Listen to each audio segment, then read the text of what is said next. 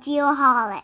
We're off and running. Dude, it is going to be a busy day. I'm excited, especially when we get old friends to come by. Old friends, new friends, any friends. Add value, make friends. That's what we say. Yeah. Well, I'm going to let you guys do self-introductions really quick. I'll let you go first. Just give us your name, who you're with, and kind of what you do. Hi, my name is Madeleine. I'm with Geo-Plus. Big closer. Sorry. My name is Madeleine. I'm with Geo-Plus. I'm a technical sales specialist, also known as a sales engineer. Sounds technical. We'll get back to that. Yes, and I'm a friend of the podcast, recurring guest, and my third time on. So Sam Beaupre from Geo-Plus, sales director. Third time. He almost is going to get a jacket. I know. After 5 times, you get a jacket. Okay. Yes. I'm excited. Well, I got a Couple more years. beer golf ball. So Yes. I'm excited for what's a 4-time gift. Yeah. All right. So why don't you, whoever wants to answer this, just kind of tell us again what your company does. I can do a quick intro and then swing it to Madeleine. Geo-Plus, we do software since 1987 out of Eastern Canada. And we do pretty much was land surveying and civil engineering, but the reality capture realm keep on growing every year. Yeah. So now we have, we're showcasing here 3 products, Vision LiDAR, Vision LiDAR 365, and Vision Plus that's aimed for land surveyors. But Vision LiDAR and Vision 365 are the SaaS and the desktop app. And that's where we're showcasing here in Germany this week. So nice. Madeleine, please how do you end up with us at Geo-Plus? Yeah. So I started my career, I guess, the very beginning, I was a logistical manager and human resource manager. So that's kind of where I earned my wings in trade shows and logistics and stuff. And that's kind of how I met Samuel. So when I finished my Bachelor of Science in Geomatics, I was working oil and gas team lead. From there, I was realizing that the GPS was a little bit inaccurate. There's always an error. That's kind of how I found LiDAR. With the LiDAR, I ended up manually processing it.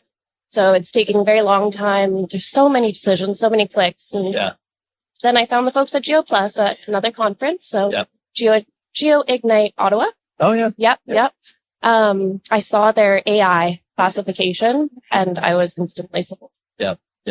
That's awesome. She does a really good job. I can tell already. Yeah. All right. And it's perfect that you have that background, right? So it's a great situation for you. So talk a little bit more about the AI portion of what you guys and how that's changing the business a little bit. Yeah. Well, your boy is going to be on the main stage tomorrow. So if you're around on Thursday at 2:15, I think we're presenting. Okay. Nice. We have a new architecture for this AI thing. And I might be wrong, but I ask a lot of LLMs, ChatGPT and Gemini, and I'll happily retract myself if I'm wrong. But I believe we're the first to commercialize transformer-based approach on AI classification. And again, it's a bit technical, but pretty much transformer architecture came out. Oh, sorry, the boot is falling off. And our transformer architecture came out in 2022. Most famous is ChatGPT and all the LLMs, but there was nothing for point cloud and 3D environment or realm. So, and transformer algorithm came out last year, and we kind of try to make it better in a more commercialized way. It's not a research paper anymore. And we've met with folks at NVIDIA, and they're releasing also a thing about on transformer somewhere next month. So we believe we're definitely, if we're not the first, we're definitely in the pioneers. So we're going to show that. And it's releasing next month, November for the 2026 version. And to put it in context, and I'm nowhere near an expert, but I ask always our R&D team, please explain me if like I was a monkey. And the explanation they gave it to me is, if you put an imagery, like before it was all CNN based. So it's like the neighbor, you put a radius. It's like, examining your next neighbor or inside this radius and making association with the classes and the position of X, Y, and Z points. It was CNN transformer, why it's so much powerful because it's able to look at the whole picture or the whole project. So let's say if you have very simple example, like an image of a cat. And if you find like a face of a cat, the CNN will try to make association with the neighbor pixels and will say, build like a cat from the neighbor. Transformer approach, if he finds a face of a cat and a tail of a cat, there's very likely chance that's a cat in the middle. That's why it's much more powerful. Wow. And to put it in number, we 10x pretty much all the aspect, the training, the classification and the memory user. Sorry. And the memory. Oh, yeah. You got to look at the camera because everything's falling off, but sorry. So, with 10x pretty much all the aspect, and it's lightning fast. It's much better. So we're very excited to showcase this, and present it tomorrow. Wow. So, I'm seeing 10x right here. Is this the same 10x? No, that's 10xx. Oh, that's yeah. And our hotel I saw triple X somewhere. There you go. You're in the wrong part of town, though. I know. I don't know. It was cheaper. I don't know why. So you mentioned something before. You said the reality capture is really starting to grow. Oh, yeah. What do you attribute that to, or why do you think that is? That's a great question. I think it's becoming more affordable because before every time you need, and I used to work in gold mine in northern Canada, and you need so many surveyors for just show a GPS point or something. And now GPS are like in every equipment. It's not that you don't need surveyors anymore. It's just more accessible because the technology, I think it's, GPS are getting, and I've been in the business not forever, but for a couple of years now. And every year I see a SLAM and scanner is getting better and the price are getting lower also. So I think that's part of it. And yeah, now you have cloud software, so you can access this data pretty much anywhere, anytime also. So you don't necessarily need to have a surveyor right by your side all the time. Now, when you say reality capture, what does that mean to you? 'Cause that's a term that's been thrown out a lot here lately. I know that's a buzzword. It's like digital twin or AI. Everything is, Does everything fall under reality capture? Is that kind of how you look at it? Like any LiDAR, point clouds, that type thing?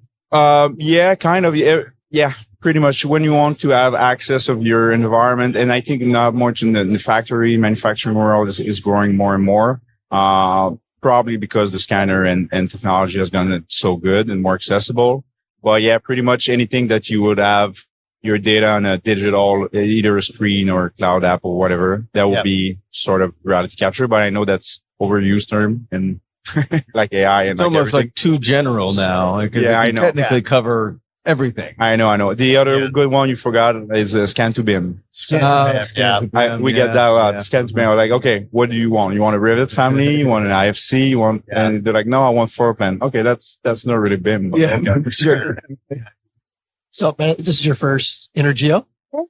What are your takeaways so far? That's amazing. It's always great to come to these events and see the cutting edge of the industry. It's great to see kind of how to stay on top of the wave. I think in this kind of day of age, it's very hard to stay there and it's easy to fall behind. So it's good to see what everyone's working on, especially all the drones. Crazy, right?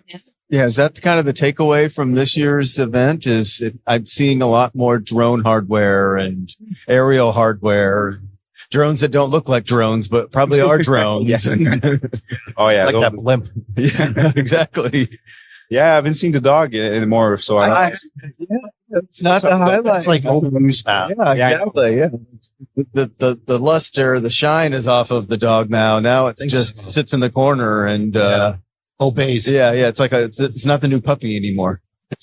Well, that's the thing. I think for reality capture or anybody, if you want a survey thing, the dog was so low that. And if you have a drone or something, you can cover so much more. Yeah. And now they have even door for inside. So I think you check more base with drone and cover more land. And do you think that's where it's going? So like the dog seems cool, but it really is just a representation of how you could collect data in the field. It's a gadget. And now it's like, I think we kind of skipped that step. Like, wait, we don't even need somebody out there. We just get all the data from somewhere above or wherever really quickly and really accessible. And you don't need a person. Well, we did see a robot. Where were we at when we saw the robot? That was at Hexagon Live. Yeah. Life-size robot. Yeah. Unbelievable.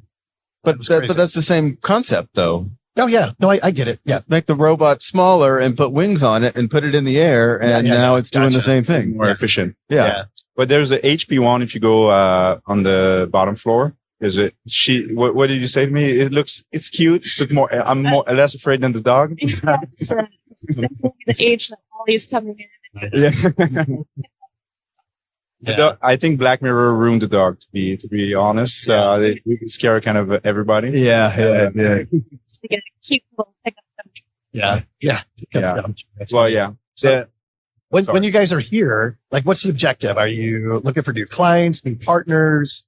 You know, what makes this a successful show for you? Well, we're exhibitors, so obviously, yeah, new partner and clients. We've been meeting with Mervisoft earlier this week. I'm sorry, Dirk, I can't remember exactly the name of your city, but it was Mervisoft in Cat Deutschland. So we were looking for a partnership with them. It was about 35 minutes away from here. So yeah, nice. And they pretty much, want to cover the German, Switzerland and Austrian market, a place that we saw a couple of licenses here in Germany because of coming here every year now, but we don't have a huge presence. So we kind of you need boots on the ground pretty much everywhere. It's the same in the US, same in Canada. So, we're trying to replicate the success here in Europe. So, I'll lob up this softball and maybe Madeleine can take it. What's the differentiator between your company and everyone else that may offer something similar? Glad that you asked. So I find that a lot of the other products on the market are great in terms of visualization. Something that's really special about us is that we're founded by land surveyors. So precision and accuracy is extremely important to us. Even within the software, anytime you're making a measurement, you're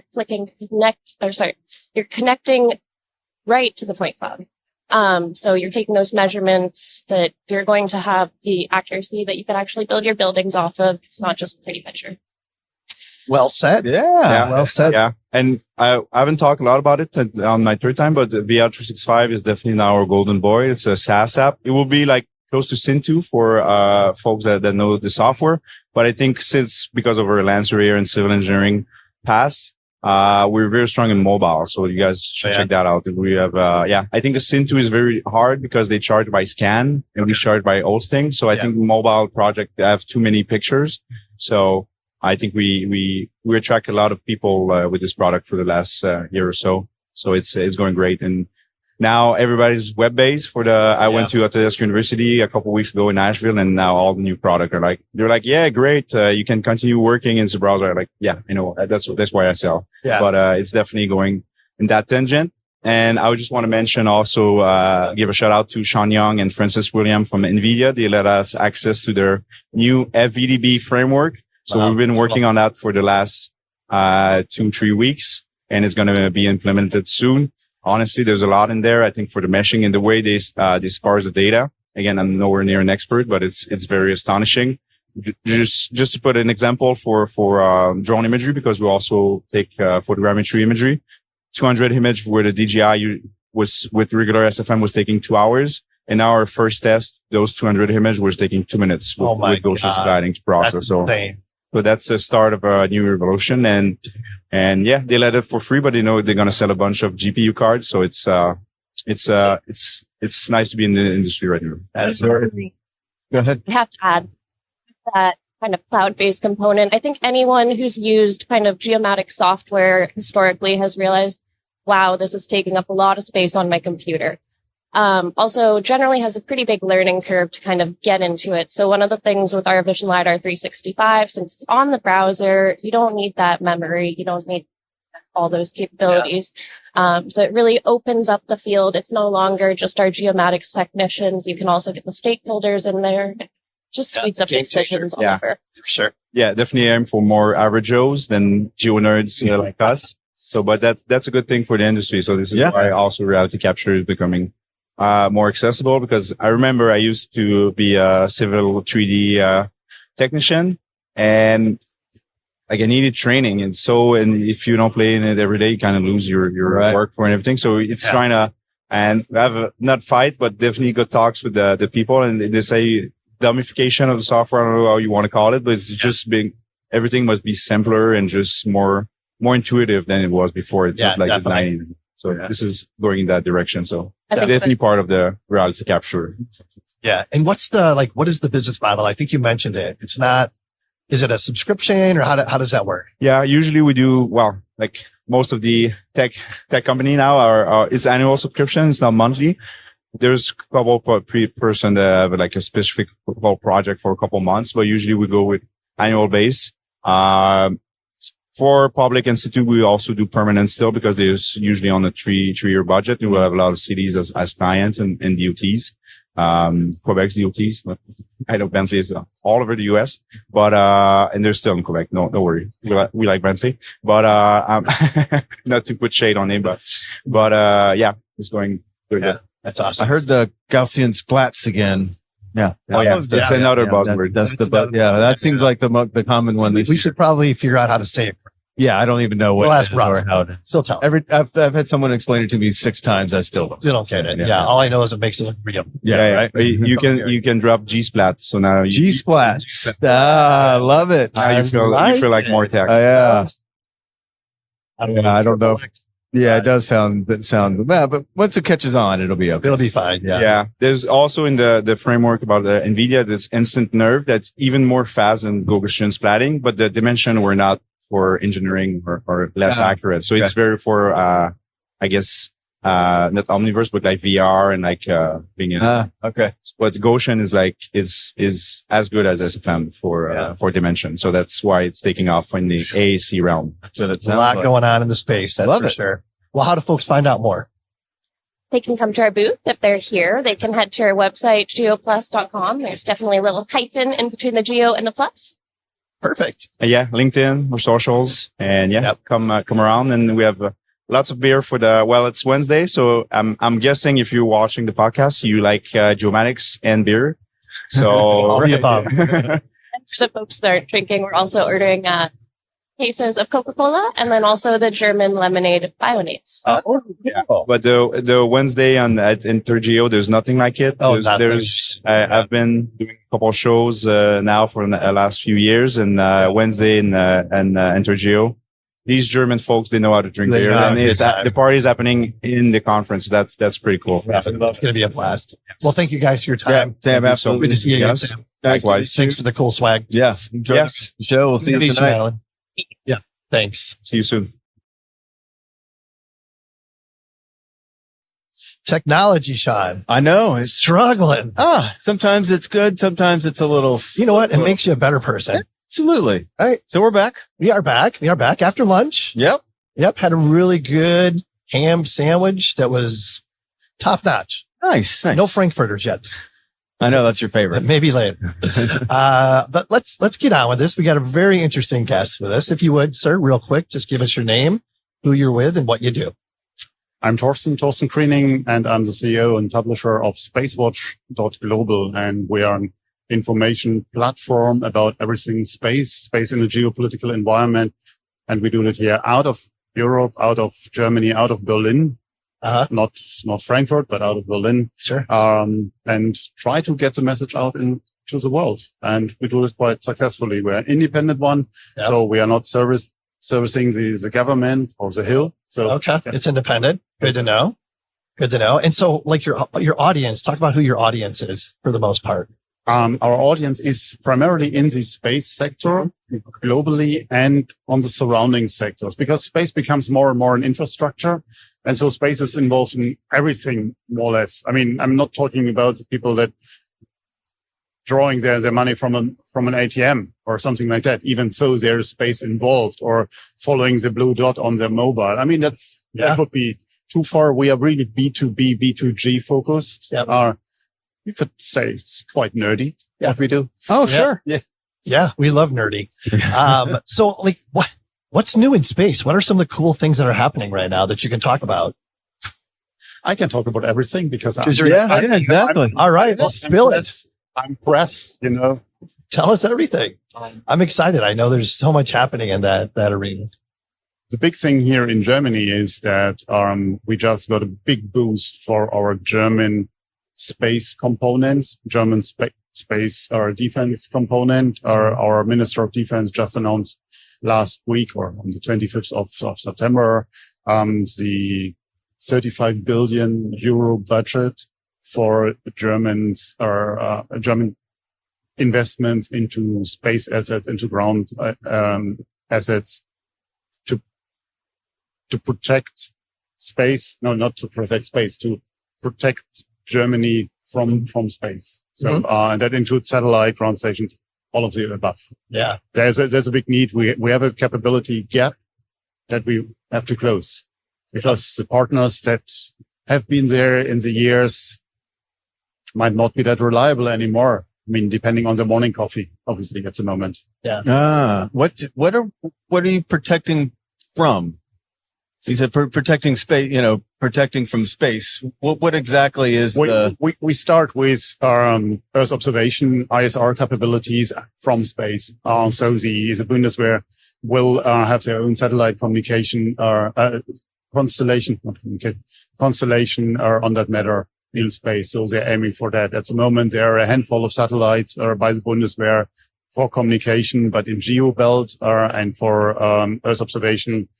They have some SAR capabilities in space, but also those need to be refreshed. And that's a new idea, instead of having the X ton satellites that take 10 years to develop, 10 more years then to launch. And then when they are launched, they're outdated technologies. They start really call it a new space approach, smaller units in LEO, faster replacement, things like that. And that goes with a ground infrastructure, that goes with even space defense capabilities in space. So on-orbit servicing, all that stuff. Situational awareness is a big thing in space. So space situational awareness, that you know what's going on there and who's crossing your path. Yeah. So that's one thing I always think about. I think there's so much stuff floating around out there. Well, how is it not crashing into each other all the time? Because people are watching it. That's the point. Because if these are the accidents or incidents which have a low probability but a high impact. If these things crash into each other, then you have, and we have seen it in the past, a few times, then you create a cloud of debris that start to move on, and then creates more debris. And that comes then to this point where it's uncontrollable and not predictable anymore. That's the so-called Kessler effect, that you have orbits that might be not usable anymore. So, and that's something everyone tries to prevent at any cost. Because if that happens, and we had these collisions are in space by Iridium and Cosmos, that creates whatever 8,000 space debris. We had the ASAT tests, the anti-satellite tests by the US, by China, by India, by Russia, just a few weeks before the Russian invasion to Ukraine, things like that. And these are events that are literally fatal also for our humans that we have in space. So the ISS, or the folks on the ISS had to go into the capsulars, just in case the ISS will hit by space debris. Is there like any space cleanup efforts? Like in the ocean, they got that thing that just like collects all the plastic. Yeah. And it's how effective? Yeah. Exactly. Well, it's like a pin, it's a needle in the haystack, but No, absolutely. But the question is, absolutely relevant. And I'm just coming back just coming over here to Frankfurt from Geneva, from the ITU Space Sustainability Forum, which discussed that, on a level of how sustainable are we in our activities in space when it comes to frequency use. So that is not the debris part. The debris part is more addressed at UNOSA, United Nations Office for Outer Space Affairs, but they are huge activities. So we have companies like Scale, or Clean Space here in Europe that go for removing actively debris. ADR, active debris removal, is a term that we use. But the question is, who pays for it? Right. And but there is a huge demand. But also here, when we remove one part, and Elon is launching another bunch of 500 satellites with one go or so, or when our Starship comes online, then it's even in the thousands. I mean, what is the effect? Right. But we are talking about satellites that are not maneuverable anymore, because if I have control over the assets that are in space, and then I can maneuver what I do. I mean, even so, I'm flying with 27,000 kilometers per hour in space in LEO. I know when it will be back, because my trajectory is predictable. So, but the point is, if I can't maneuver, or two satellites are on collision course that can't maneuver, you can't do anything about it. There's just going to happen. You can sit down and pray. Yeah. That's it. Wow. That's So crazy. what's going on with Mars? Is Elon Musk the only person talking about going to Mars, or is that more of a thing in the community worldwide? I would say their ambitions are also from Europe to do things on Mars, but at the moment the focus is definitely Moon or cislunar, what is Moon and Leo regime. I would say at the moment Elon is by far the most active one when it comes to Mars, and let him do that. Let him go there. Let him stay there. That's what you said, but I'm fine with that. So will we at some point be developing on the moon, do you think? Yes. For sure. Yeah. Yeah. And like, if you were to put a timetable on it, speculatively, what would it be, do you think? I would say in our lifetime, Really? we will see humans back on the moon. Nice. Will we see those big settlements of 1,000 people on the moon? No. Yeah. But I think we will have a permanent presence on the permanent human presence on the moon, like we have it today on the ISS in the early 40s, 2040s. Wow. I mean, that might be That's so cool. after us, but We'll finally get to the moon. back to the moon. Yeah, depending on which, whether you're the conspiracy tinfoil hat guy like Kent or the rest of the world that sees exactly. it. I got to ask, what's the benefit? Why? What's the point in Why having space or why moon? Yeah, or, why? What's having a permanent human presence on the moon? Why not? Just to is that it? Is it why not? Just because we can? Or There's other resources on the moon that will be valuable to us. Okay. Do we have now the helium-3 conversation? I don't want to go there. I think there's an interest to go to the moon. There are business plans that have this economical billion, trillion, whatever economy thing. Mining on the moon, mining resources on asteroids. Okay. I see them. I respect them, but that's it. Do I believe in that? Not sure, because even so, it's the most valuable thing you can find on the moon. And then you get it back to Earth. I mean, the cost involved. I mean, how do you judge that? Yeah. I think what can be an interesting use case is you find something, even at the regolith, that you do something out of that. You're building bricks out of the regolith to build houses. So not to bring all the material from Earth. And that's something which is there with high evidence, water ice on the moon. Water is one of the most valuable things that we can find in space. So because water can be obviously consumed by astronauts if it's cleaned, but it's also, if you split it, hydrogen and oxygen, and then put that together, put a flame on it, and you have a big boom. So it's a perfect rocket fuel as well. And that's one idea, to use the moon, for instance, as a springboard into space. Because with less, if you see a rocket today, 95% is structure and propellant. So, I mean, that's not really very effective, not with German standards of effectiveness. If you do it from the moon, you have less gravity. So you need less structure, less propellant to get off. Interesting. Yeah, because you spend most of the fuel just to get out of the atmosphere, right? Getting out of the Earth's gravity. Yes. So who ultimately controls what goes on in space? Is there like a bunch of word salad acronyms? Is there some person or some organization that controls what goes on in space? So the United Nations of Space things like that. Yes and no. Seems like the wild, wild west. It is partially but the ruling element is the Outer Space Treaty of 1967.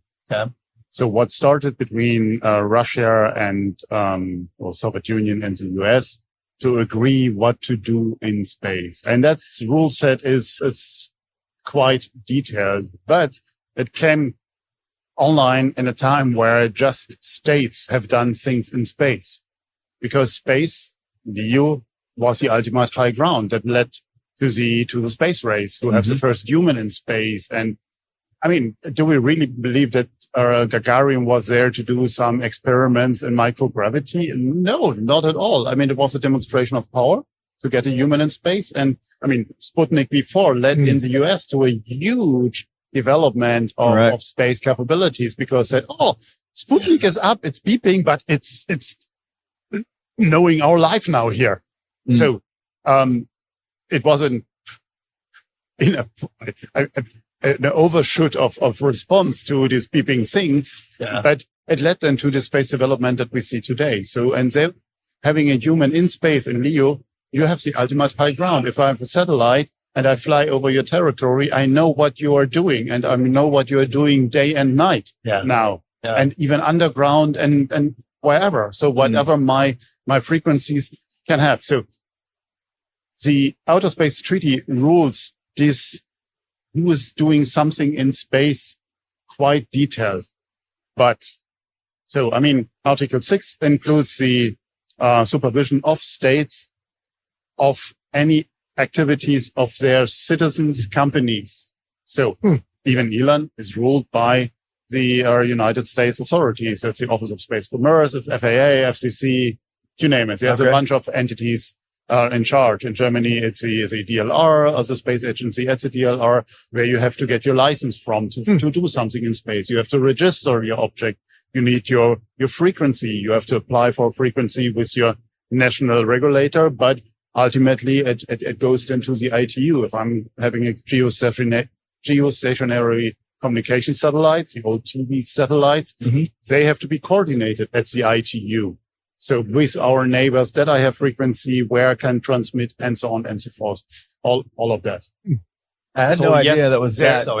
There is not a person, but there is the responsibility of the governments of the states that put something in space. And let's face it, at the moment we have less than 2 handful of countries that are able to fly something in space, to launch stuff. Right.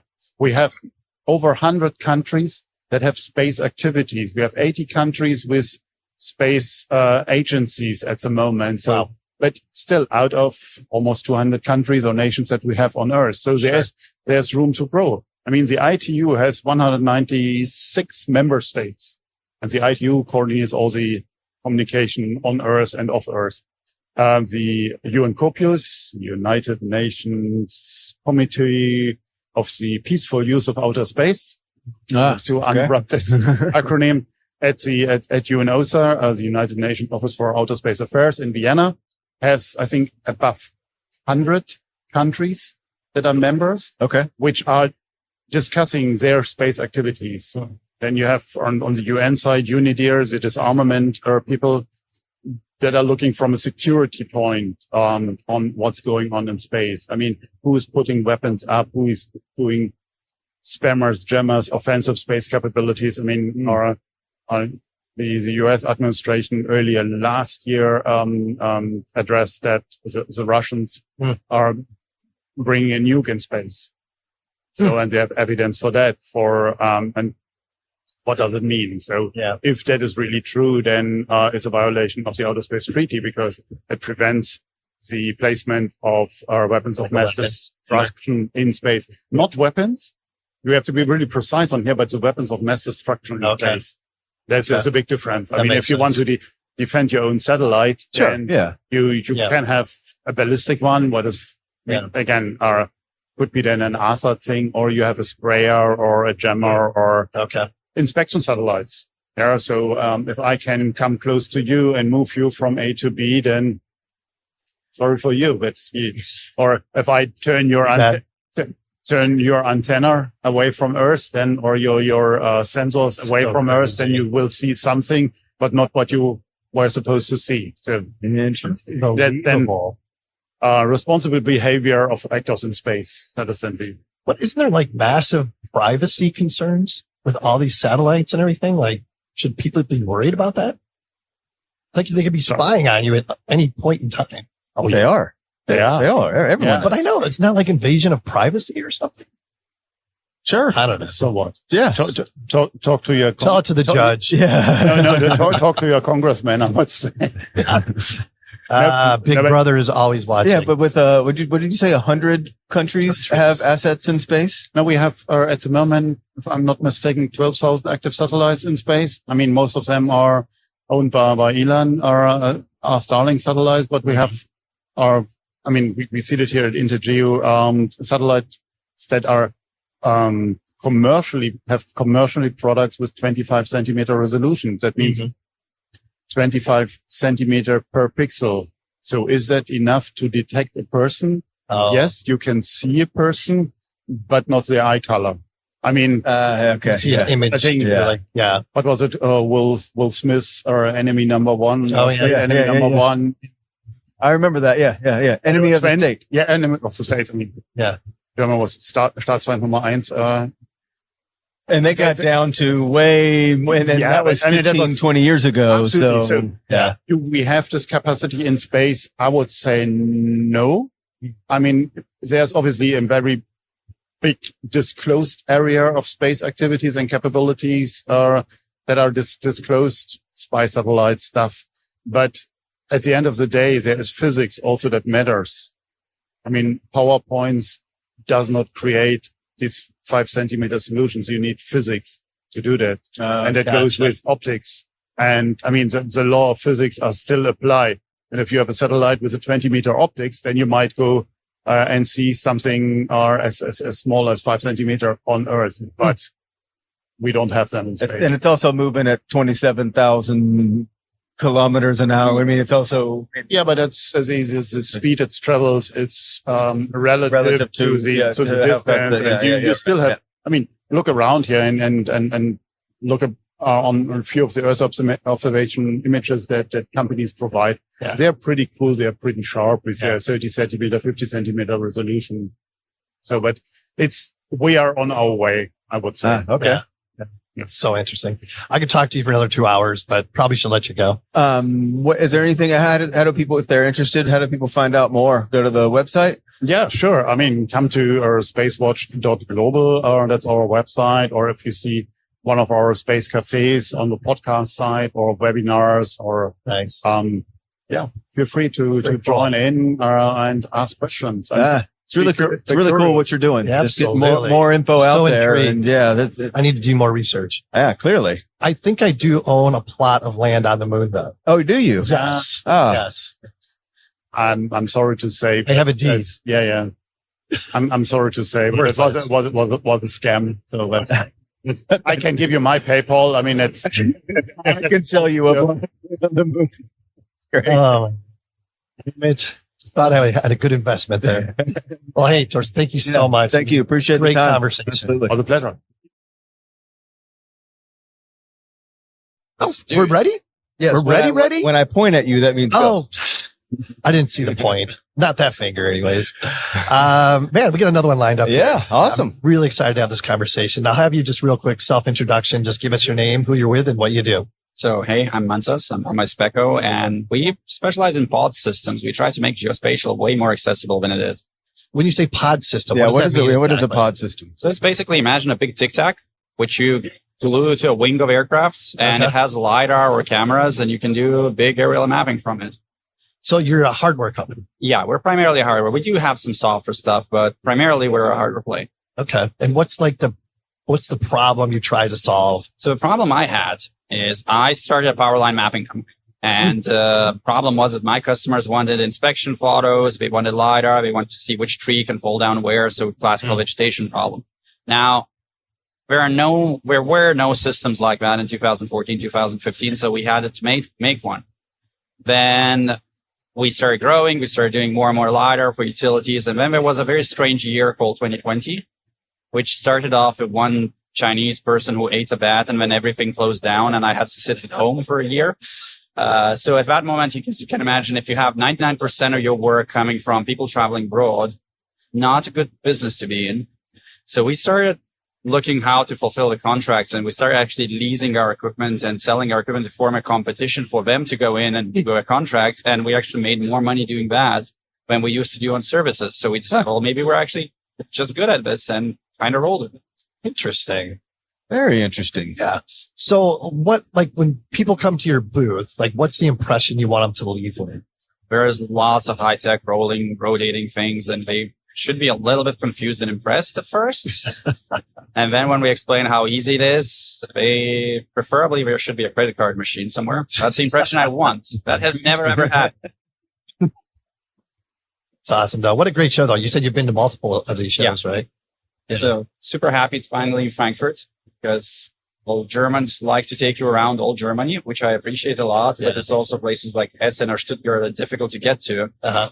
So yeah, Stuttgart was a challenge, right? Yeah, but I'm looking forward to Munich this year. Oh my gosh, it's so much fun. Favorite city in Germany, and it's going to be so much fun. And we'll be right after Oktoberfest, so maybe some festivities will be still here. Yeah, awesome. So what's the differentiator with your company compared to others that may try to do the same thing? Well, we don't just sell you a pod, we sell you a working solution. So I've been surveyor and I've been doing this for a long. So for instance, we do support on Saturday and Sunday because your system will break down Friday afternoon when everyone's drinking beer. Yeah. So we need to be able to support people. We provide things which are made in factories as standard products and not custom engineering. So if you grow and you're successful, let's say you have a drone business and you grow into bigger product, somebody wants you to do 10,000 acre lot. So you rent an aircraft with our pod, you see how it works, and maybe you purchase one. If it grows, you can purchase a second one. You don't need to retrain your people. You don't need new workflows. It's a standard solution. It's a product which is made for surveyors by surveyors. What's the interest on rental versus purchasing? Are you seeing more people coming in to just try to rent and see what? We've seen a lot of people try to rent. I specifically don't do that. My customers do rent their pods. So there are two things we don't do. We don't do projects. And we don't rent systems because it's for distributors, partners, and customers to do that, because otherwise I'd be competing with them. And it's a little bit unfair because I'm equipment maker. So I have stock. I could just use that stock, but then I ruin someone else's business. And it's important for me that those guys trust me. If I lose trust, that's done. Yeah. Interesting. So who is your target client base then? It would be a small to medium sized survey firm as standard, although we're getting more and more big ones now. And it's also infrastructure owner who decided that he doesn't like what he can buy on market and he wants to do self-collect. So we have some power utilities doing flying AISPECO systems and so on. Yeah. How do you overcome, like when I walk around here, there's a lot of companies selling very low budget hardware. How do you, when someone comes up and talks to you, how do you overcome that challenge? So we're basically the opposite end of that. We're probably the most expensive hardware there is, but how do you overcome that? It's very simple. We sit down and we look at Excel. So if I have stabilization inside of my pods, I have motors which allow you to fly less hours. I have some custom networking devices which allow you to collect faster frame rate. Again, fly less hours. And in the end, it turns out that the most expensive solution is the cheapest in terms of total cost of ownership. Yeah. And I also noticed that in this industry, people like quality. You don't want to have a slightly lower end product, which will then end up in unworkable result, because in the end, we have to reach that survey grade or something, whatever your customer specifies. Yeah. If you can't reach that, your work was wasted, and that's way more expensive and a little bit more expensive equipment. Gotcha. And when you're at a show like this, is it a combination of recruiting new customers and partnerships, or what does it look like for you guys? It's very different for different people in my company. So for me, it will be kindling partnerships, meeting people, meeting some friends, sharing a lot of beers, a lot of work for my kidneys, unfortunately. Sure. Count us in. As I said, we have booze later, but for others, it might be just introducing our company to new customers, because obviously if you're looking into entry into market, it's really easy to go to INTERGEO and just find what you need. It's you're going to find everything from data processing software to hardware to workflow tools and pyramids and information on that. And it's easy to do it here. So for those customers, our idea is just to catch a glimpse and introduce ourselves.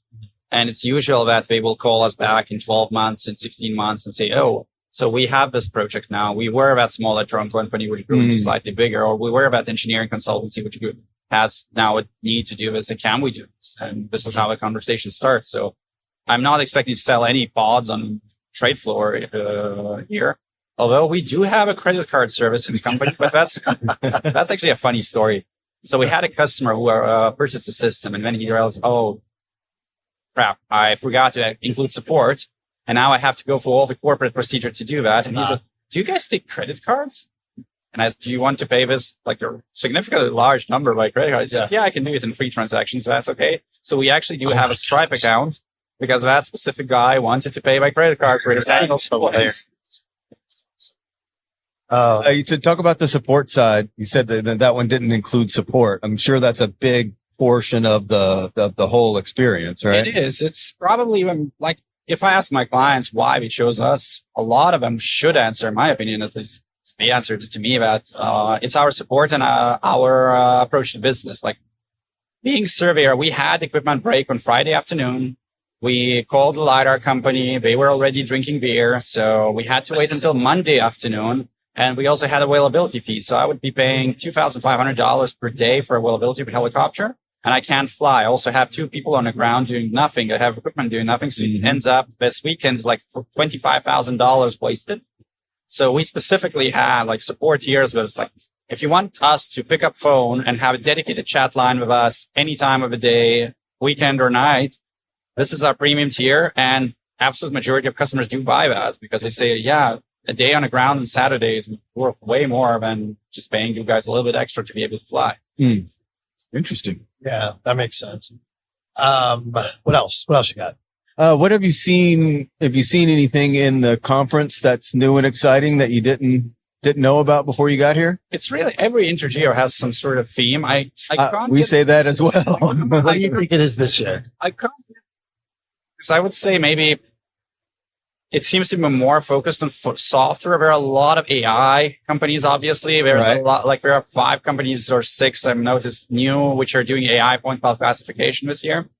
There's less satellite and less SLAM scanners this year. So, but I haven't yet placed a theme. What do you think? Gosh, I don't know. G-Splat. G-Splat. Yep. Yeah, Gaussian splats. Yep. That's been talked about a lot for sure. Just location in general. I mean, everything's about location at this point.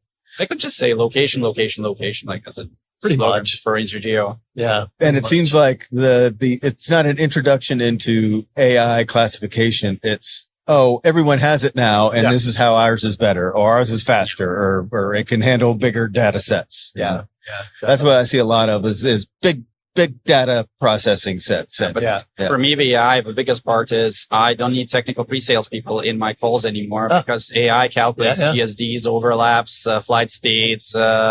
It does all the trigonometry. So it tells you, look, your top of the image will have this GSD, the bottom will have this GSD. And it does it really, really well, to be fair. So no doubt. That's the biggest AI for me. Yeah, that's huge.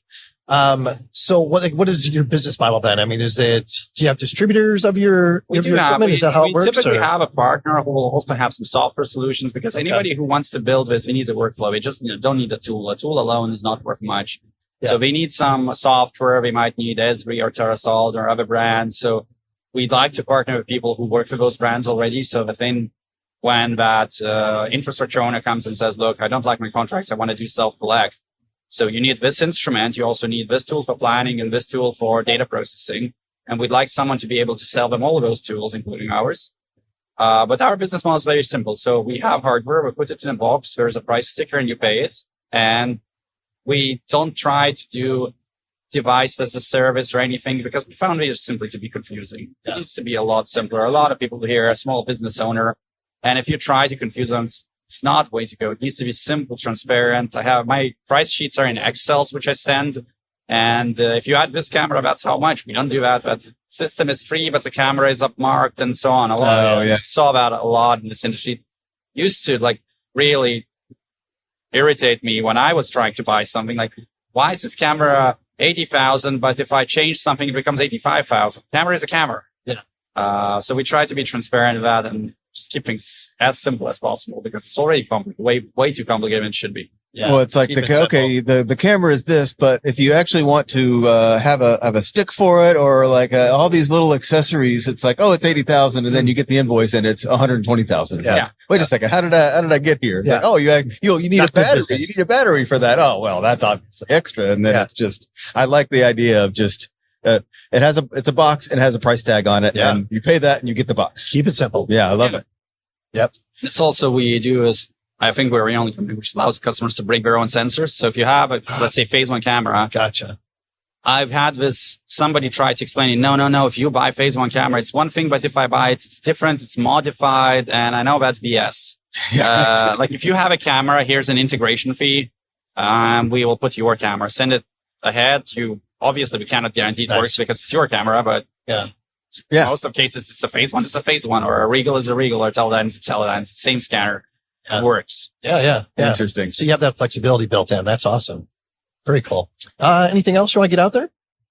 We covered a lot. Jeez. How do people find your how do we find out more? It's usually, go to AISPECO.com or visit our booth if you're here in INTERGEO. Right on.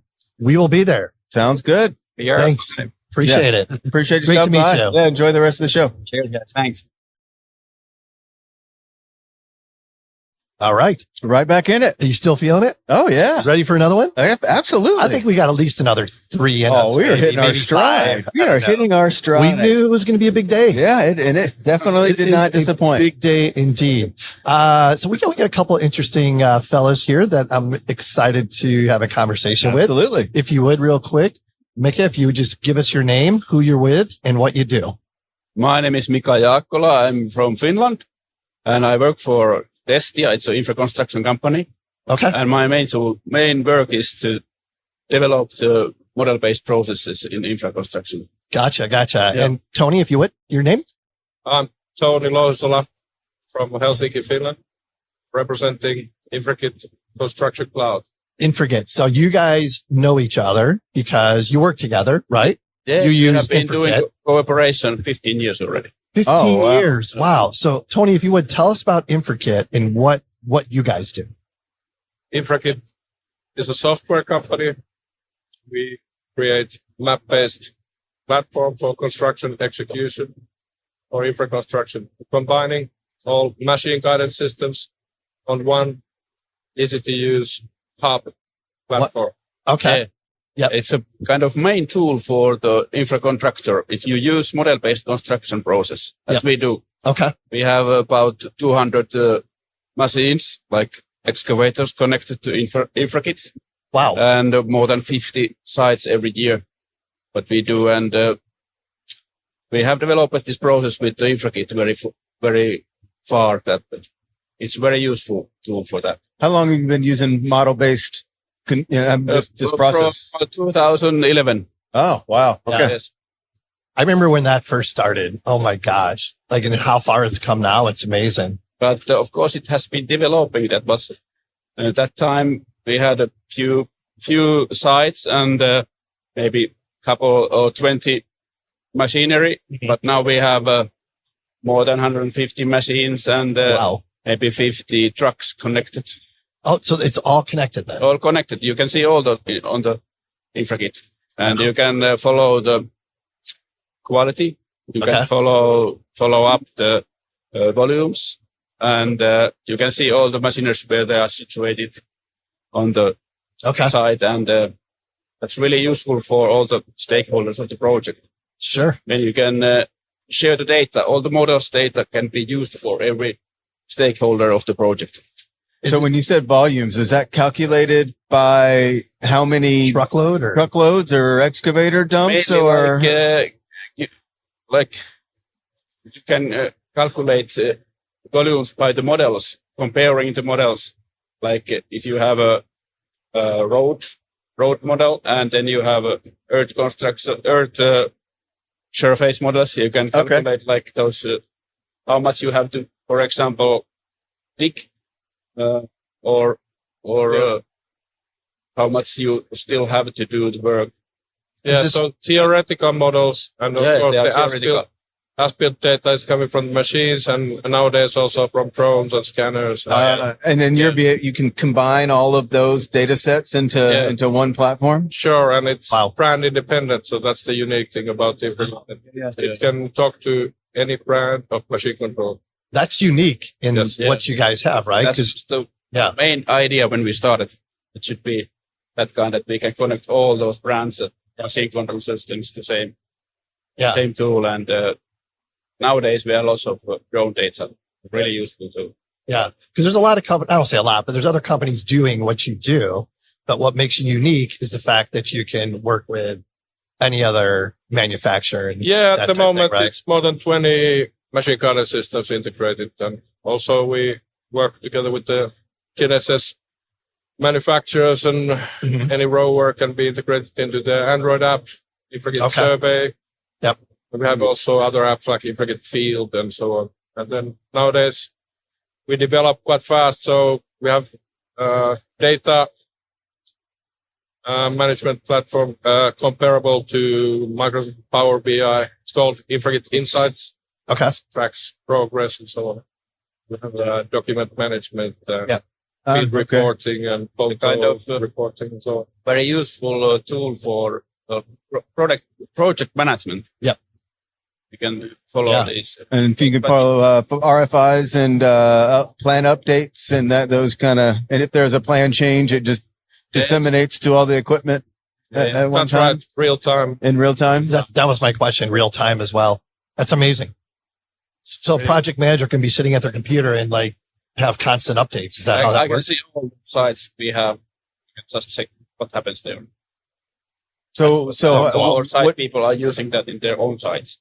Okay. Interesting. Our clients also can be there, and they can see the quality what we are Yeah. producing. Amazing. So what are you guys currently developing now? So you've got it to do what it's doing now. What's the future look like? I can talk about Infrakit development, and Mika here is representing Destia Colas. So Infrakit development currently is focused on simple things that the customer wants right now. So Infrakit Insights, for example, pulls together the data from, let's say, hundreds of projects the customer might have. And then we have field reporting tools that are using AI that are really user-friendly, easy to use on the site. And that's what customers and their owners of the projects require. So we are very thankful for the cooperation with Mika here from the beginning. So we have gotten a really good industry-leading partnership here. Yeah, it sounds like it. Yeah. Yeah. So are most of your clients contractors then? Yeah, Infrakit ideal customer profile as we speak. Yeah.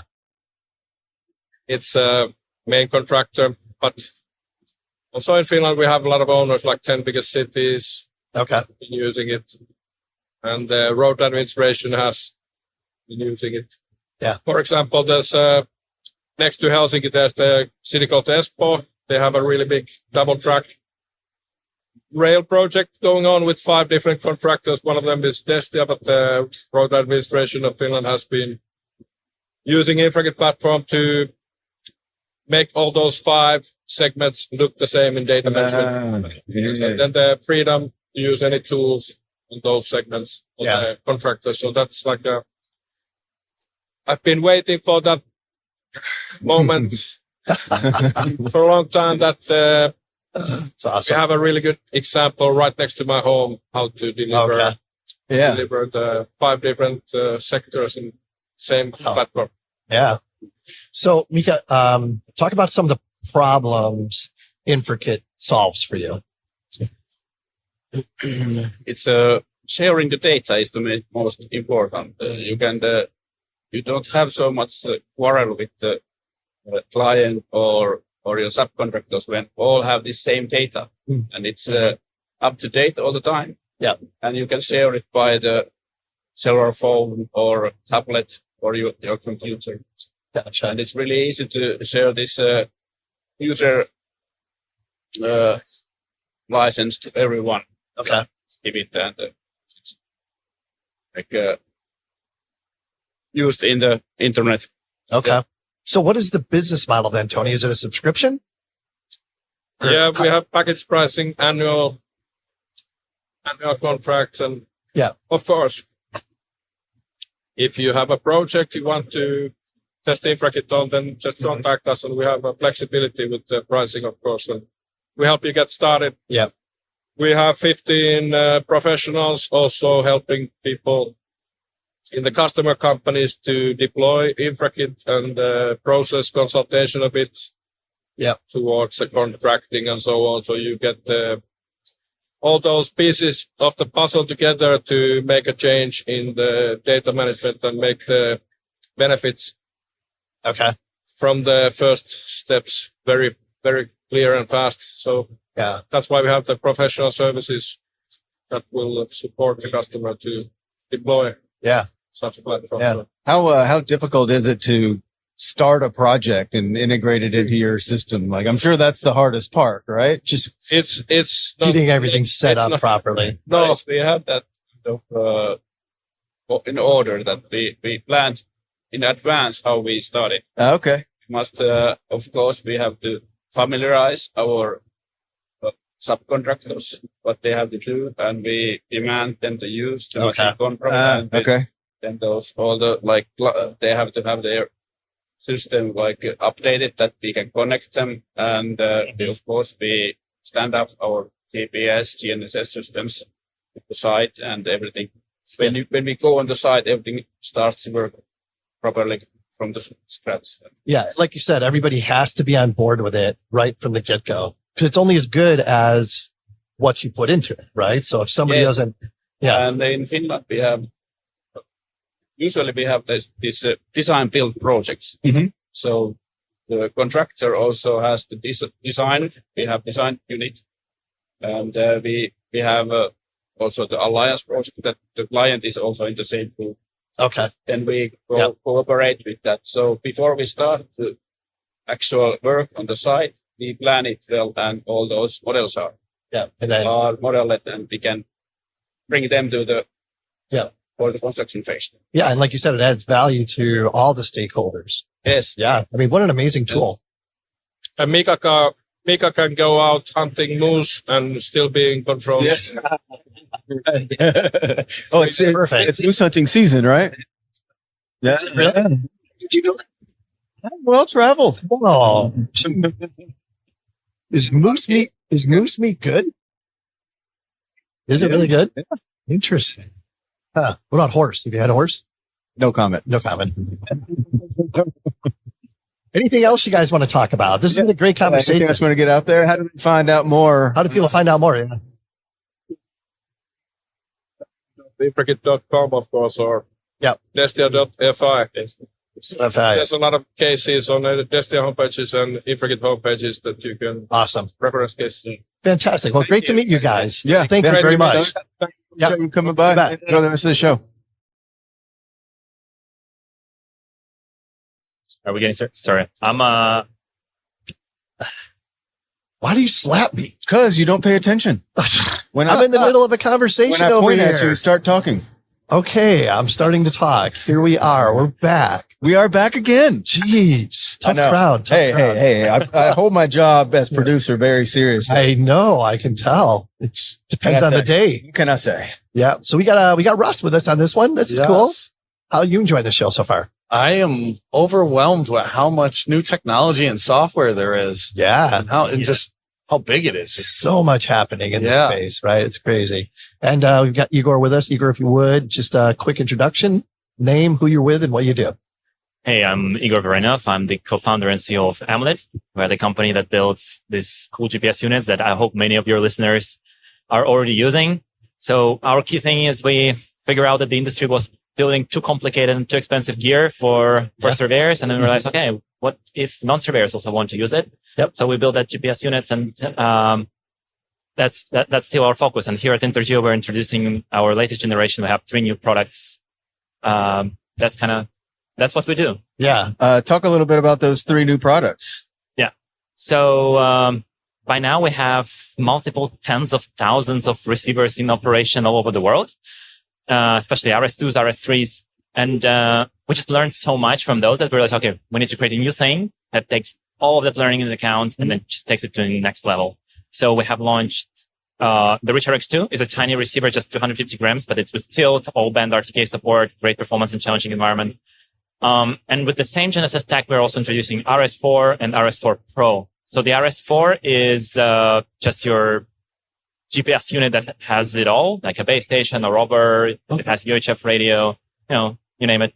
And the For Pro takes it even further with dual camera system. So it can do like augmented reality things, show you where your points are. Built in? Wow. Yes. Built into the unit? Yeah. So right here, you can see, Oh. there are two cameras. These are like global shutter cameras. Okay. And, it's quite interesting to be able to, actually to build this and to calibrate everything together, because it's not just the GNSS receiver. You have an IMU there. Yeah. And you have these two cameras, and you want to make sure that it's all calibrated relative to each other. Yeah. And it's actually super tricky. We have robotic arms swinging these devices in the factory. Oh my God. And they observe different targets, and then we can derive, so all these tiny misalignments between, individual IMUs, individual cameras. Yeah. Calibrate all that together to give our customers that, really accurate AR, representation of the geometry. So you could, if you were looking for a target, let's say the grass grew since the last time that you were out there, this camera would be able to help you find it as you were navigating. Like you'd see,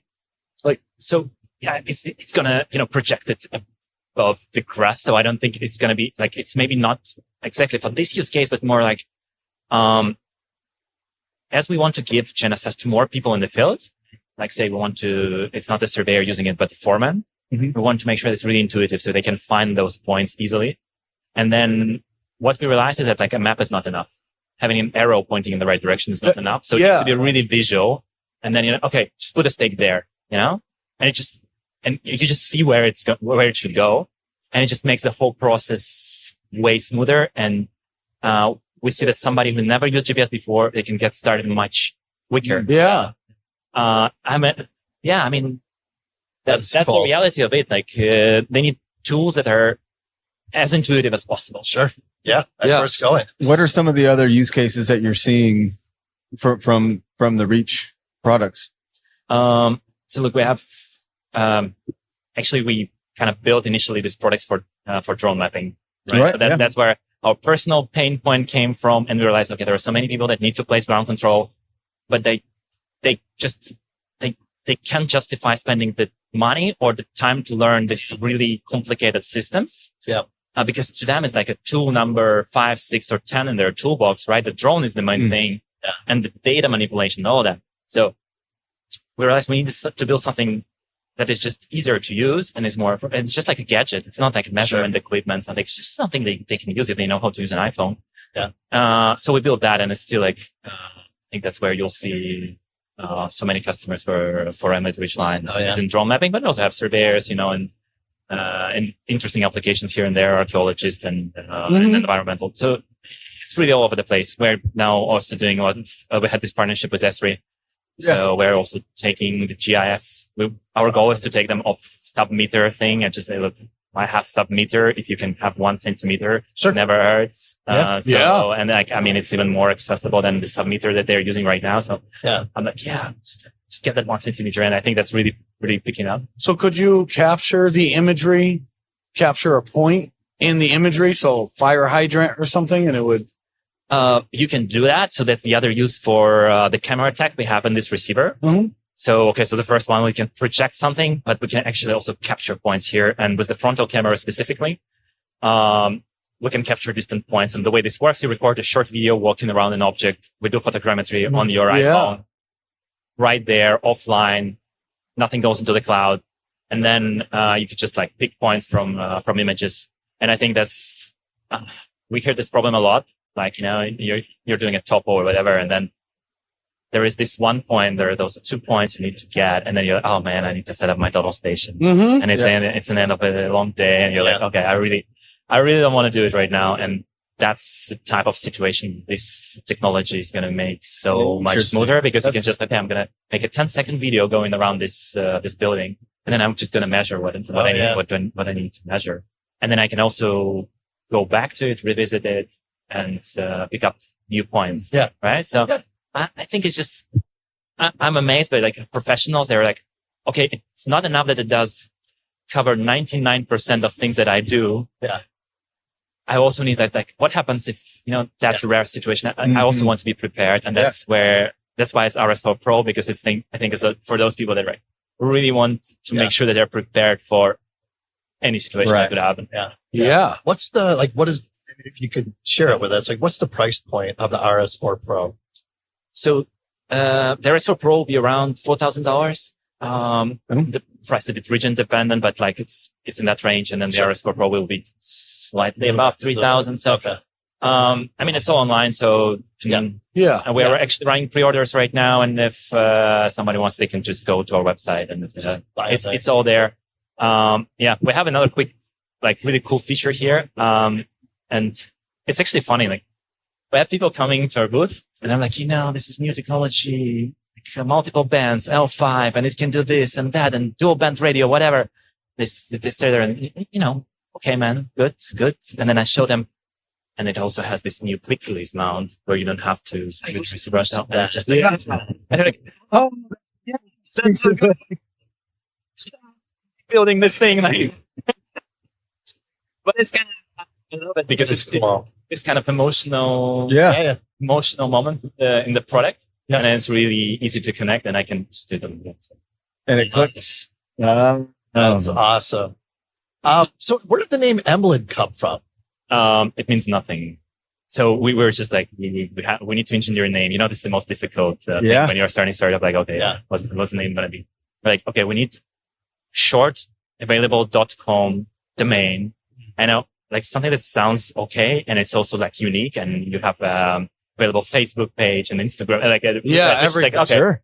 Could be Emlid. And now Emlid is a thing, it's a brand, and it's so weird how these things happen. Well, talk about the origin story a little bit. So you're co-founder. So I'm guessing you and a buddy just decided over a couple of drinks to start a business.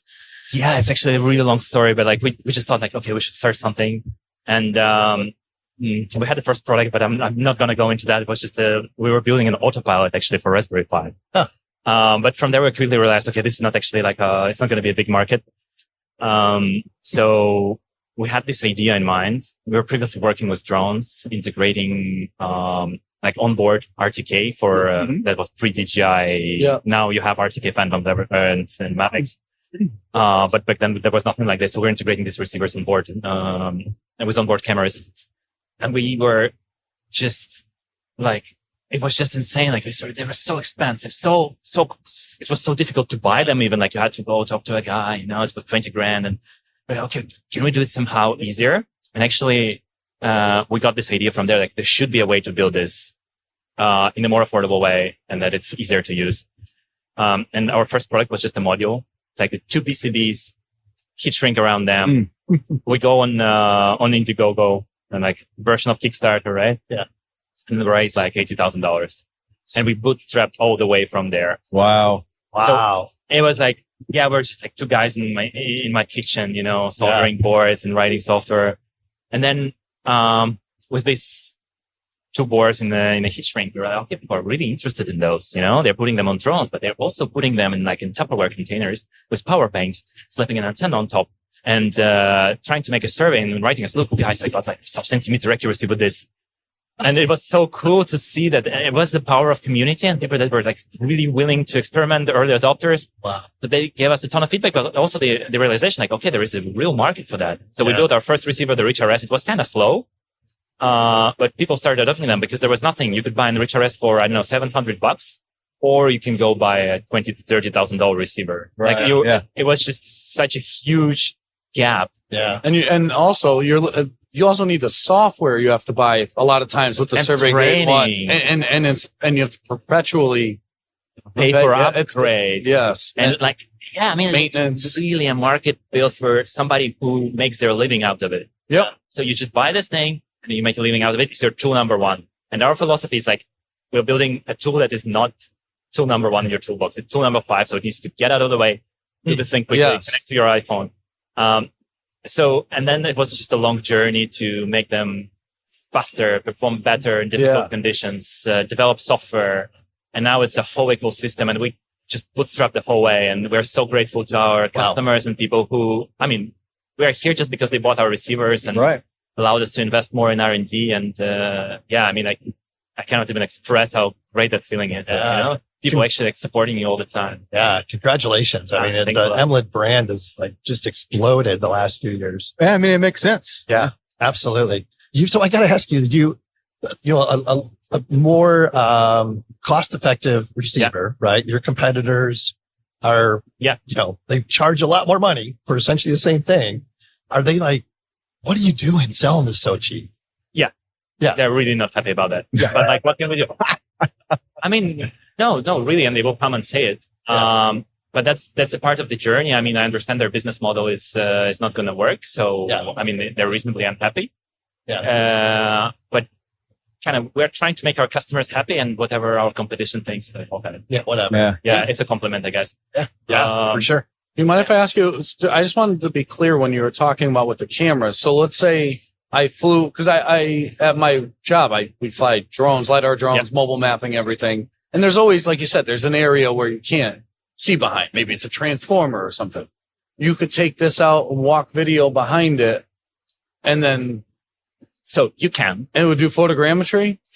So the focus of this feature is not to give you a 3D model or a point cloud that you will then take to photogrammetry software, or like that you'll merge with drone data. Right. For that, there are like multiple products. Our focus is really like, we want to avoid those total station setups when you don't really need a total station, but you're using it just because you cannot reach the point. Right. That's like our focus.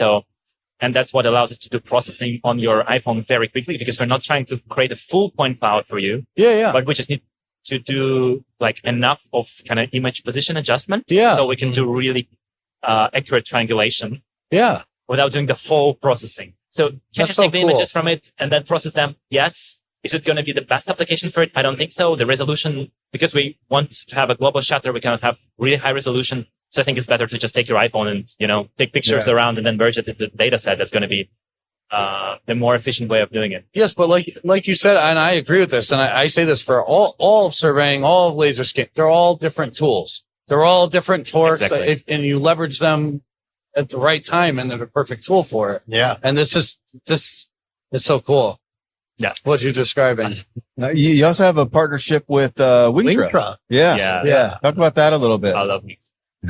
And it's so cool how they like put the orange on your receiver and all branded together. It's so cool. Yeah. No, it's actually our policy. Like, we never do any kind of white label things, because the industry is like, so much stuff is white label, but we care a lot about our brands. Yeah. But when Wingtra approached us, we were like, okay, for Wingtra, you can have an orange one.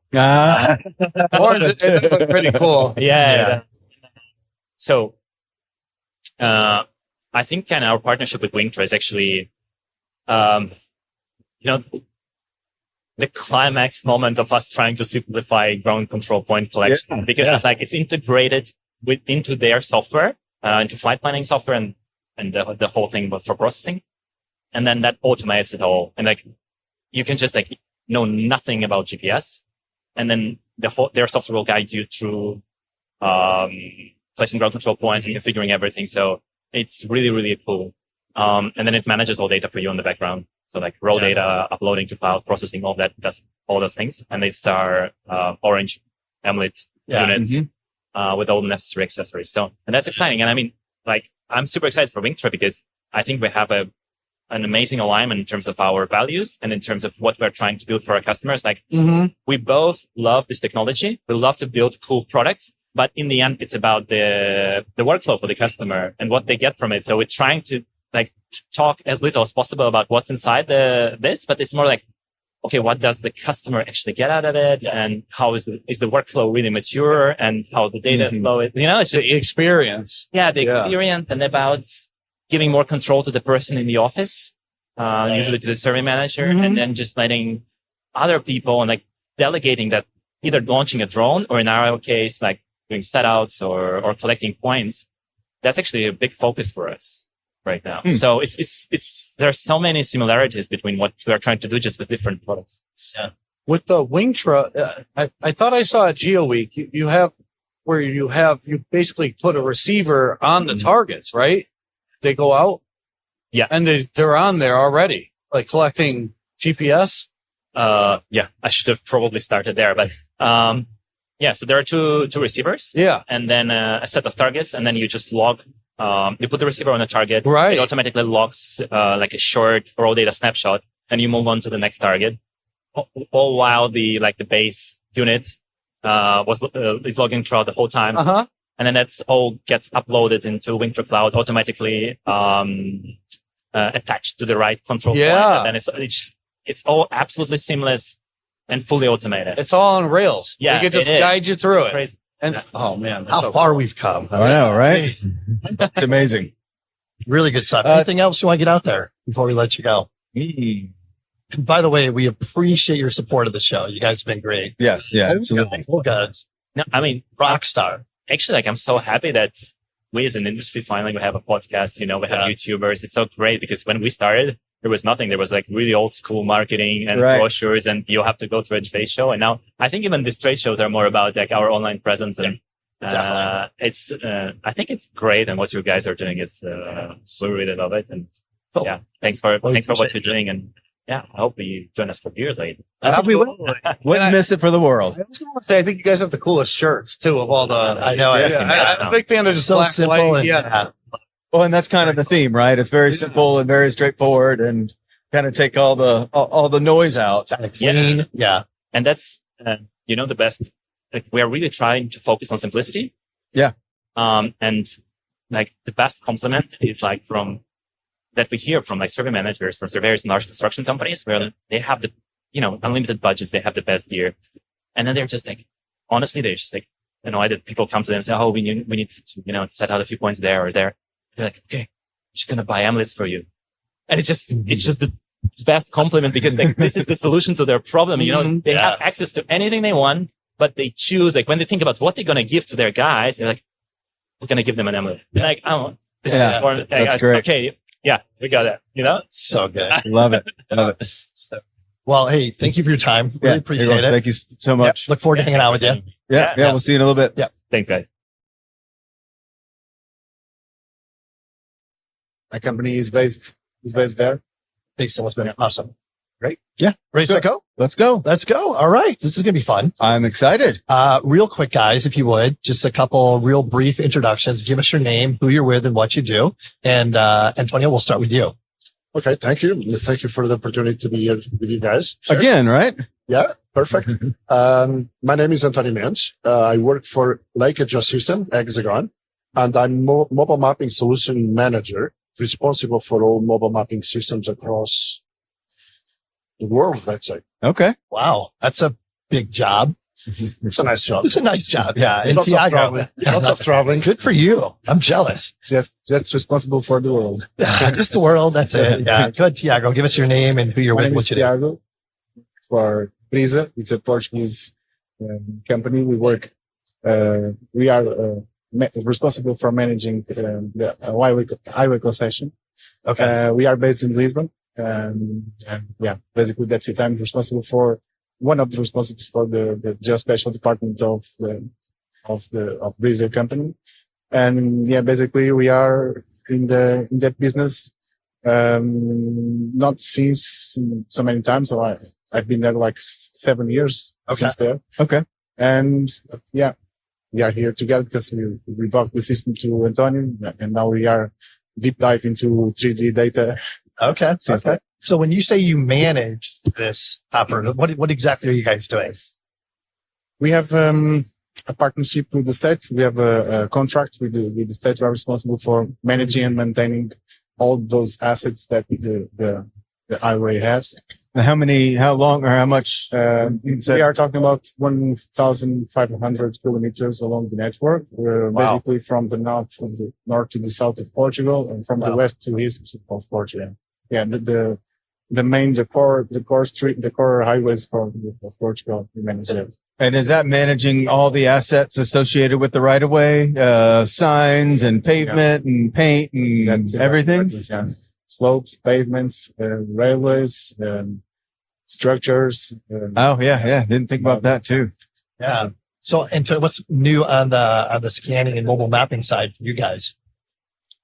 Well, not sure if I understood your question, but we launched in 2022 the new generation mobile mapping system. Yeah. Make that solution, the TRK, is based in three main pillars: simplicity, intelligence, and autonomous.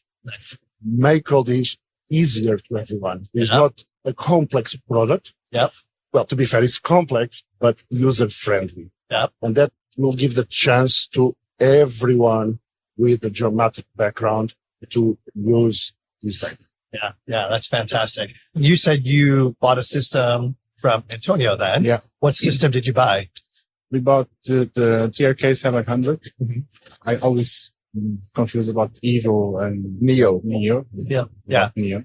Yeah. And the main reason about that is that we got a lot of field work. Our teams, they stay in the field, and we are a highway concession. We are very exposed to the risk. Yeah. So we went to work on this, try our data acquisition more simply, more fast, and most of all, safer for our partners. Sure. What's the experience been so far? It's been quite good. You're like, good answer. Yeah. You're like, Say the right words, please.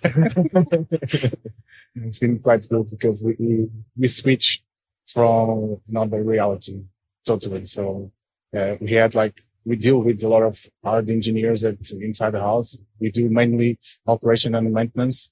We have a lot of the civil engineers in the house, and the amount of and the quality of data that we can provide right now is totally different, and the way we look at the data is totally different. Yeah. So all this data that you're collecting, how are you managing all that? We're still working on that. Mainly the asset life cycle that we are implementing. We had for every specific asset type, for signs, pavements, and etc. We have specific asset management software or something. But mainly with this new technology, we are implementing a new concept of asset life cycle, which means we have to learn how to proceed with the data life cycle, not just the asset life cycle. So we are collecting the huge amount of data, but probably we don't need to keep them for 10 years. So we are trying to understand and figure out the best solution to keep the data. What we are doing now, we are collecting the whole entire network. We have this goal to collect all the data until this year, the entire network. And after that, we are proceed some analysis, for example, starting with the pavement and the signs that they are more in the network, more easily to extract. And after that, we keep the data like for 2-3 years, and repeating on the data acquisition.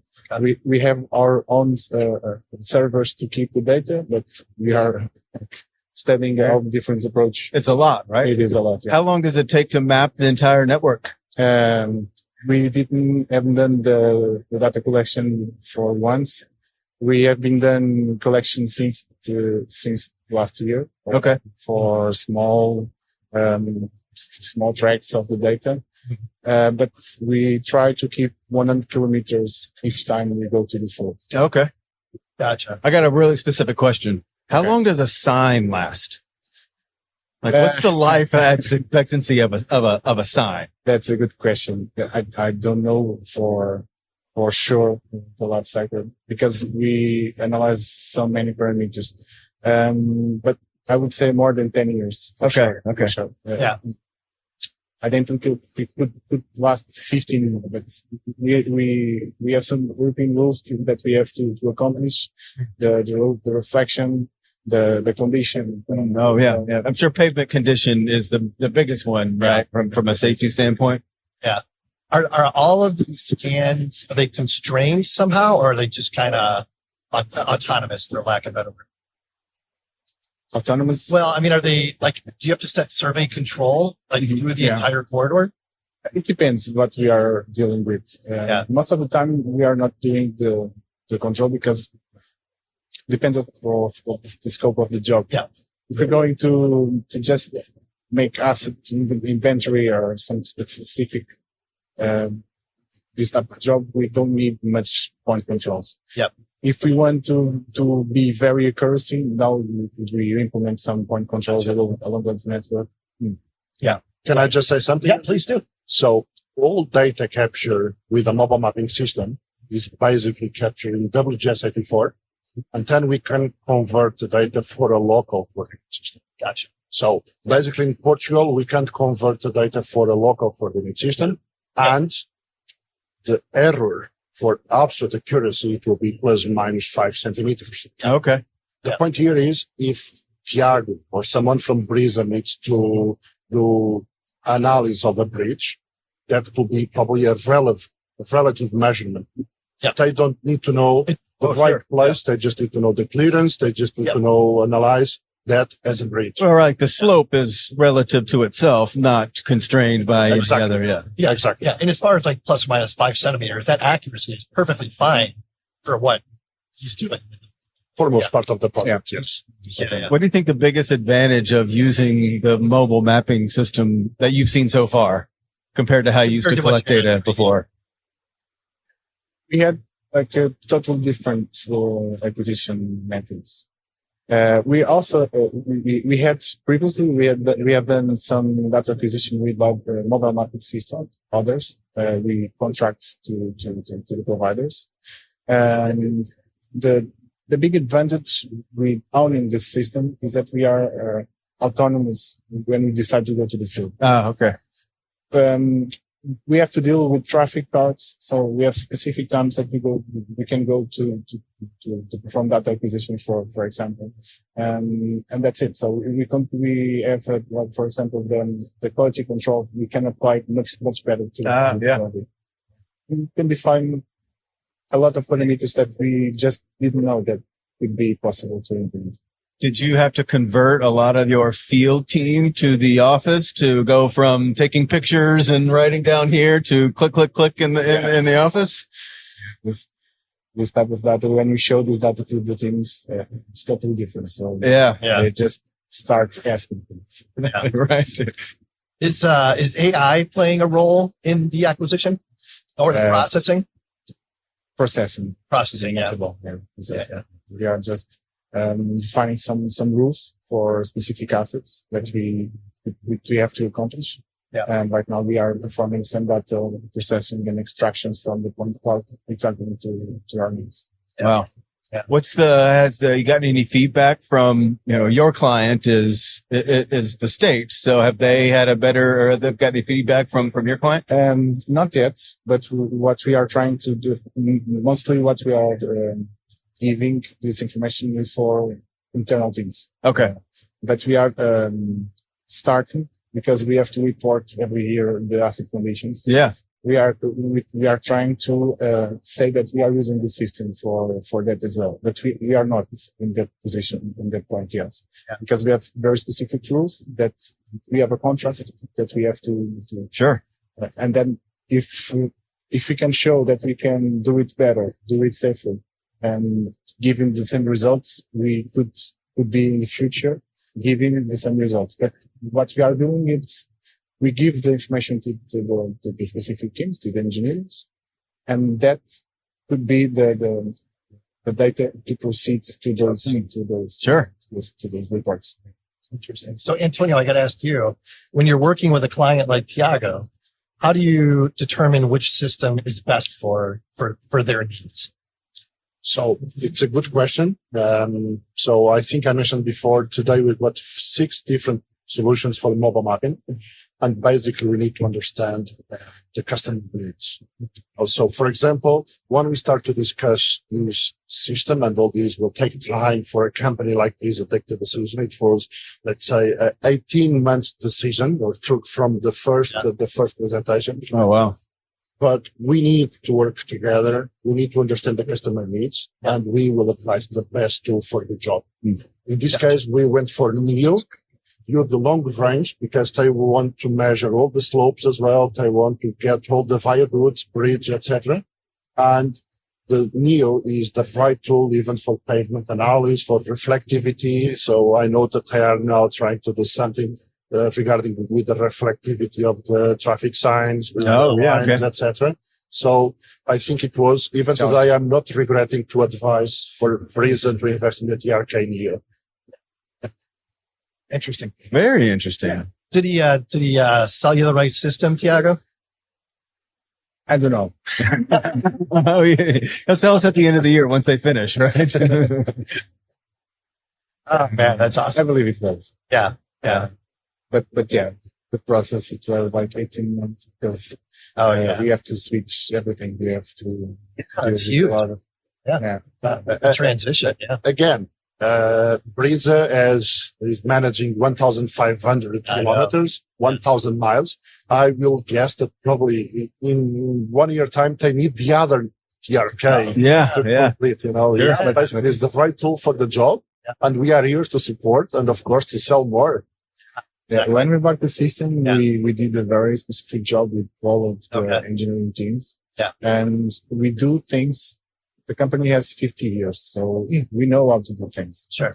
And if we just bought the mobile mapping, nothing changed for itself. So we have to change the way we do things. Right. And we have to save some money as well. So it could be a very good decision for us about the second one. That means that we are saving money. Sure. Yeah. Sounds like return on investment.